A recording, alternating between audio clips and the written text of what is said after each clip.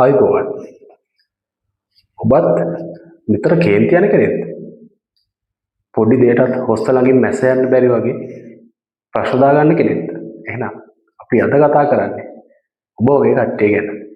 කේන්තිය ගැන අපි කතා කරමු. කේන්තිය කියන්නේ සිතුවිල්ලක්ද? හැඟීමක්ද? ආවේගයක්ද? එහෙම නැත්නම් චර්යාවක්ද? ඒක අතීත කාලේ ඉඳලා වෛද්‍යවරුන්ට, දර්ශනවාදීන්ට, මනෝවිද්‍යාඥයන්ට මේ හැමෝටම තිබුණු ප්‍රශ්නයක්. ඉතින් මේ ගැන ගොඩාක් කට්ටිය පරීක්ෂණ කරලා යම් නිගමන වලට ඇවිල්ලා තියෙනවා. දැන් පිළිගන්න දේ තමයි කේන්තිය එහෙම නැත්නම් තරහව කියන්නේ හැඟීමක්, අපිට දැනෙන දෙයක්. එතකොට මේ හැඟීමට ප්‍රතිචාර දක්වන විදිහ අනුව අපි ඒකට ප්‍රතිචාර දැක්වීමේ චර්යාවට අපි කියනවා ඇග්‍රෙසිව් බිහේවියර් කියලා. එහෙම නැත්නම් ඇග්‍රෙෂන් කියලා. එතකොට කේන්තිය තරහව කියන්නේ ඉමෝෂන් එකක්. ඒකට දක්වන ප්‍රතිචාරයේ ෆිසිකල් ඇක්ට් එක අපි කියනවා ඇග්‍රෙසිව් බිහේවියර් එක කියලා. එහෙම නැත්නම් ඇග්‍රෙෂන් එක කියලා. එතකොට ඇත්තටම මේකෙදි මොකද්ද වෙන්නේ? කේන්තිය නරක දෙයක්ද? නැහැ. කේන්තිය කියන්නේ නරක දෙයක් නෙමෙයි. මොකද කේන්තිය තිබ්බේ නැත්නම් අපේ මානව සංහතිය මේ දක්වා පවතින්නේ නැහැ. හේතුව තමයි නැත්නම් අපි කේන්තියට ප්‍රතිචාර දක්වන නිසා තමයි අපි අපිව ආරක්ෂා කරගන්නේ. අපි අපේ ආදරණීයන්ව ආරක්ෂා කරගන්නේ. අපි අපේ දේපල ආරක්ෂා කරගන්නේ එක්තරා විදිහකට කිව්වොත් මේ කේන්තිය නිසා. එහෙම නැත්නම් අපි මේ බාහිර තියෙන තර්ජන වලට අපි ප්‍රතිචාර දක්වන විදිහ නිසා. ඉතින් ප්‍රශ්නේ වෙන්නේ කේන්තිය ඔබට තියෙන තර්ජනයට සමානුපාතිකද කියන එක මත. මధుරෙක් කෑවට පස්සේ මං බෝ මරන් කනවා කියලා කේන්ති යන මට්ටමකට ආවොත් ඒක ගැලපෙන්නේ නැහැ. ඊළඟට අදාළ සිද්ධියට එහෙම නැත්නම් අදාළ තැනට මේ කේන්තිය ගැලපෙනවද? තමන්ගේ හැසිරීම ඒකට ගැලපෙනවද? මේ කේන්තිය නිසා ඔබගේ ඇයගේ සමාජ සම්බන්ධතාවයන් වලට මොකද වෙලා තියෙන්නේ? කේන්තිය නිසා නිතර යාළුවෝ තරහ වෙනවද? ඔබයි ඇය අතර නිතර ප්‍රශ්න ඇති වෙනවද? එහෙමනම් කේන්තිය ඔබට නිකම්ම එන කේන්තියක් වෙන්න බෑ. ඒ වගේම සමහර මත්ද්‍රව්‍ය මත්පැන් පානය කරන අය අතර මේ කේන්තිය නිතර ඇති වෙන්න පුළුවන්. ඊට අමතරව මානසික රෝග තත්ත්ව ගණනාවක් තියෙනවා. අන්ප්‍රොවෝක්ඩ් ඇග්‍රෙෂන් එහෙම නැත්නම් උසිගැන්වීමක් නැතුවම නිකම්ම කේන්තියම ඇති වෙන්න පුළුවන්. ඒව ගැන අපි ඉස්සරහට කතා කරමු. ඊළඟට බැලුවාම දැන් ඔය ඇරිස්ටෝටල්ලා, නීෂේ, ස්ටොයික්ස්ලා, බුදුහාමුදුරුවෝ මේ හැමෝම කේන්තිය කියන එක ගැන යම් මේ කියන දර්ශනවාදීන් හැමෝම කේන්තිය ගැන යම් අදහස් ප්‍රකාශ කරලා තියෙනවා. ඉතින් ඔය හැම තැනකින්ම කියලා දෙන එකතු කරලා ගත්තහම අපිට ගන්න තියෙන හොඳම දේ තමයි කේන්තිය කියන්නේ හැඟීමක්. හැබැයි අපි කේන්තියට ප්‍රතිචාර දක්වන විදිහ තමයි වඩාත්ම වැදගත් කියන එක. කේන්ති ගියාම අපිට මොකද වෙන්නේ? ඇයි අපිට කේන්ති යන්නේ? ප්‍රධානම දේ තමයි අපේ ශරීරයට එහෙම නැත්නම් අපේ මනසට බාහිරින් ඇතිවන තර්ජනයක් අපේ මනස හඳුනා ගන්නවා. මේ වුණාට පස්සේ අපේ මොලේ තියෙන ලිම්බික් සිස්ටම් එක, ඇමිග්ඩලාව වගේ කොටස් ක්‍රියා කරන්න පටන් ගන්නවා. මේකෙන් අපේ හයිපොතැලමසට සිග්නල් එකක් දෙනවා. ඔන්න මෙහෙමයි පොඩි ප්‍රශ්නයක් වෙනවා. අන්න එකෙක් කෑ ගහගෙන එනවා. අන්න සතෙක් අනින්න එනවා. ඔන්න ඔය වගේ. එතකොට අපේ හයිපොතැලමස මොලේ අනිත් ප්‍රදේශات එක්ක එකතු වෙලා මේකට අපි ප්‍රතිචාර දක්වන්නේ කොහොමද කියලා තීරණය කරන්න උත්සාහ කරනවා. එතකොට මුලින්ම අපි ත්‍රෙට් එකක් දැක්කා. මොලෙන් ඒක හඳුනාගත්තා. ඊළඟට මොලේ ඉතුරු කොටස් වලට ඒක දීලා ඔන්න අපිට එනවා ඉම්පල්ස් එකක්, ආවේගයක් එනවා.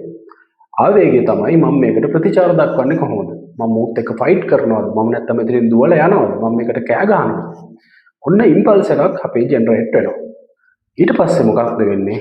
අපිම අපේ විශේෂයෙන් අපේ පූර්ව මස්තිෂ්කයේ ප්‍රීෆ්‍රන්ටල් කෝටෙක්ස් එකේ ඔන්න පොඩි බ්‍රේක් එකක් ගන්නවා. කලබල වෙන්න එපා.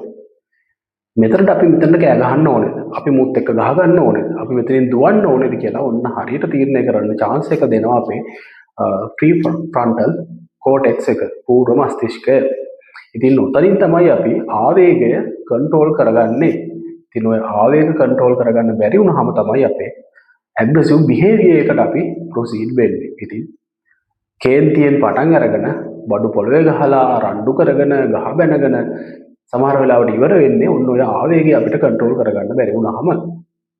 ඉතින් මේකට බලපාන කෙමිකල්ස් ගොඩාක් තියෙනවා. මොලේ මුලින්ම අපි අර මං ඉස්සෙල්ලා කිව්වා වගේ ඇමිග්ඩලා එක හයිපොතැලමස් ඇක්ටිවේට් වෙලා ඊළඟට අපේ අණුවේගී ස්නායු පද්ධතිය අපේ ශරීරය සූදානම් කරනවා මේ ත්‍රෙට් එකට මුහුණ දෙන්න.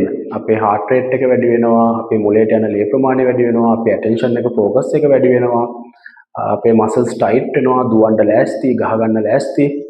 ඒ වගේ. ඊළඟට අපේ හයිපොතැලමස් හරහා පිටුටරිය හරහා අපේ අධිමුඛ ග්‍රන්ථි වලින් නොරැඩ්‍රිනලින්, ඇඩ්‍රිනලින්, කෝටිසෝල් වගේ හෝමෝන ස්‍රාවය කරනවා. මේ හැම එකක්ම අපේ ශරීරය මේ ත්‍රෙට් එකට මුහුණ දෙන්න සූදානම් කරන එකයි කරන්නේ. ඊළඟට විශේෂයෙන් ටෙස්ටෙස්ටරෝන්, ඊළඟට කෝටිසෝල් මේවත් අපේ ශරීරයේ තරහව හා සම්බන්ධ හෝමෝන එහෙම නැත්නම් කෙමිකල්ස් විදිහට සලකනවා. විශේෂයෙන්ම මේ සෙරටොනින් කියන රසායනිකය ශරීරයේ අඩු වුනහම අපිට මේ ආවේග කන්ට්‍රෝල් කරගන්න බැරි මට්ටමක් එනවා කියලාත් විශ්වාසයක් තියෙනවා. ඉතින් ඔය හැම එකම දායක වෙලා තමයි අපි කේන්ති ගිහිල්ලා කේන්තියෙන් ඉස්සරහට යන දේවල් කරන්නේ. ප්‍රශ්නේ තියෙන්නේ කේන්ති යන එක නෙමෙයි. අපි කේන්ති ගියාට පස්සේ මොකද්ද කරන්න කියන එක. කේන්ති ගියපු වෙලාවට ඉන්නේ ඔබමද? කලින් හිටපු ඔබමද? නැහැ. ඔබ ඒ වෙලාවේ ඔබේ පුරුදු සිහියෙන් නෙමෙයි ඉන්නේ. ඔබ ඒ වෙලාවේ ඔබේ මනසේ හොඳම තැනින් නෙමෙයි ඉන්නේ. ඒක නිසා කේන්ති ගිය වෙලාවට තවදුරටත් තර්ක කරන්න යන්න එපා. තවදුරටත් ප්‍රශ්න විසඳන්න යන්නත් එපා. තවදුරටත් පැහැදිලි කරන්න යන්නත් එපා. හොඳම දේ පුංචි බ්‍රේක් එකක් ගන්න. මේ වෙලාව ඔබ ප්‍රශ්න විසඳන්න හොඳ වෙලාවක නෙමෙයි ඉන්නේ. ඉතින් ඔය බ්‍රේක් එක ගන්න බැරි වුණාම තමයි ඇත්තටම තවත් ප්‍රශ්න මතුවෙන්නේ. එතකොට ඔබට පොඩි සංකල්පයක් තියෙනවා ස්ටොප් කියලා. කේන්ති ගිය වෙලාවට අපි මොකද කරන්නේ කියලා. ඒගොල්ලෝ කියනවා එස් අකුරෙන් ස්ටොප් නතර වෙන්න. කේන්ති ගියා නම් චුට්ටක් නතර වෙන්න. කතා කරන එක නවත්තන්න, ප්‍රතිචාර දක්වන එක නවත්තන්න. චුට්ටක් නතර වෙලා ඒ ඉන්න තැනින් පුළුවන් නම් අයින් වෙන්න. රණ්ඩුවකට යනවා නම්, කතා බහක් ඇදීගෙන යනවා නම් එතනින් චුට්ටක් අයින් වෙලා පැත්තකට වෙන්න. ටී අකුරෙන් කියනවා ටේක් ඩිස්ටන්ස්. ඒ කියන්නේ ඔබ ආගියුමන්ට් එකකට යනවා නම්, එහෙම නැත්නම් කවුරු හරි එක වාදයකට පැටලෙන්න යනවා නම්, කේන්ති ගිහිලා නම් ඉන්නේ චුට්ටක් පස්සට වෙන්න, දුරක් තියාගන්න. ඒක ඔබට ෆිසිකලිත් හොඳයි, ශාරීරික වශයෙන් උත් මානසික වශයෙන් උත් හොඳයි. ඊළඟට වැදගත්ම දේ ඔබ්සර්ව්. ඔබ්සර්ව් කියන්නේ ඔබේ ඔබ මනස විමසලා බලන්න. මේකට මම මේ දක්වන ප්‍රතිචාරය හරිද? මම මේකට මෙච්චර කේන්ති ගන්න ඕනේද? මధుරව කෑවට මම ඌව මරාගෙන කන්න ඕනේද? මෙන්න මේක හිතලා බලන්න. ඒකට පොඩි වෙලාවක් ගන්න. මේ තත්පර දෙක තුන ඔබේ ජීවිතේම වෙනස් කරන්න පුළුවන්. ඊළඟට වැදගත්ම කාරණේ P proceed කියන එක. proceed deliberately. කේන්ති ගිහිල්ලා අපි කේන්ති ගත්ත එක සාධාරණ හේතුවක් නම් අපි ඒකට ප්‍රතිචාර දැක්විය යුතුමයි. මම ඒක නැහැයි කියන්නේ නැහැ. හැබැයි අපි ඒ දක්වන ප්‍රතිචාරය ඒ තැනට ගැලපෙනවද? ඒ ත්‍රෙට් එකට ගැලපෙනවද? ඒකට සමානුපාතිකද කියලා චුට්ටක් හිතලා බලන්න. එහෙම සුදුසු නම් ඔබේ දරුවට කවුරු හරි හානියක් කරන්නෙද්දී ඔබ ඒක දිහා බලාගෙන ඒක කමන්නේ මට කේන්ති ගන්න හොඳ නැහැ කියලා ඉන්න එක හරියන දෙයක් නෙමෙයි. ඔබට කවුරු හරි ගහන්න එනවා නම් ඒකට ප්‍රතිචාර දක්වන එක ප්‍රතිචාර නොදක්වා ඉන්න එක හරියන දෙයක් නෙමෙයි. ඉතින් ඒක නිසා තැනට සුදුසු විදිහට වැඩ කරන්න ඔබේ මනස ඔබ ට්‍රේන් කරගන්න ඕනේ. විශේෂයෙන් ඊළඟට කතා කරන්න ඕනේ අපේ මානසික රෝග මොනවද මේ කේන්තිය වැඩි වෙන. ප්‍රධානම එකක් තමයි මේ බින්නෝන්මාදය. ඒ කියන්නේ සිසොපීනියා, විශේෂයෙන් පැරනොයිඩ් සිසොපීනියා කියන රෝගය. මේගොල්ලොන්ට මනස තුලින්ම ඇතිවන හැඟීම් නිසා මේගොල්ලෝ විතරම කේන්ති ගන්න වෙලාවල් තියෙනවා. ඊළඟට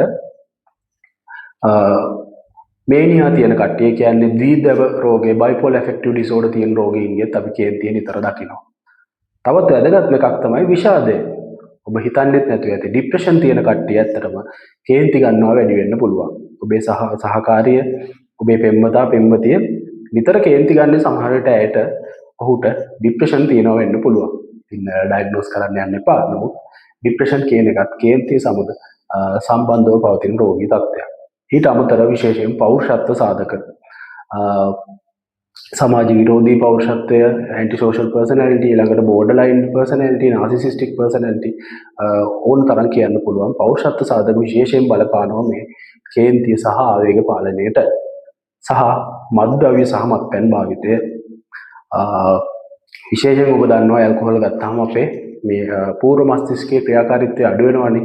ඉතින් අර ආවේග කන්ට්‍රෝල් කරගන්න බෑ. අපි වලියටම තමයි යන්නේ. ස්ටිමුලන්ට්ස් මොලේ උත්තේජකාරක භාවිතා කරපු කට්ටියත් ඒගොල්ලෝගේ ජජ්මන්ට් එක හොඳ නෑ. ඒගොල්ලෝ විතරම රණ්ඩු වලට යන්න පුළුවන්.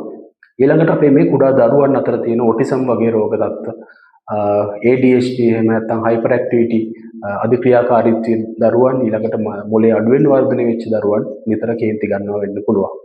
ඉතින් එහෙම ප්‍රශ්න තියෙන කට්ටිය, එහෙම නැත්නම් ඔබ කෙනෙක් කේන්ති අරගෙන ඒකට ප්‍රතිචාර දක්වන විදිහ අදාළ සිදුවීමට එහෙම නැත්නම් අදාළ තර්ජනයට සමානුපාතික නැත්නම් අර මම ඉස්සෙල්ලා කිව්ව මధుර වගේ උදාහරණය සහ ඒ අදාළ තැනට ගැලපෙන්නේ නැත්නම් නිතරම කේන්ති අරගන්න ඕන. එකපාරක් කේන්ති ගියාට කමක් නැහැ. නමුත් දවස් 30ෙම කේන්තිය ගිනේ දවස් 30ෙම රණ්ඩු කරගන්න හදන්නේ.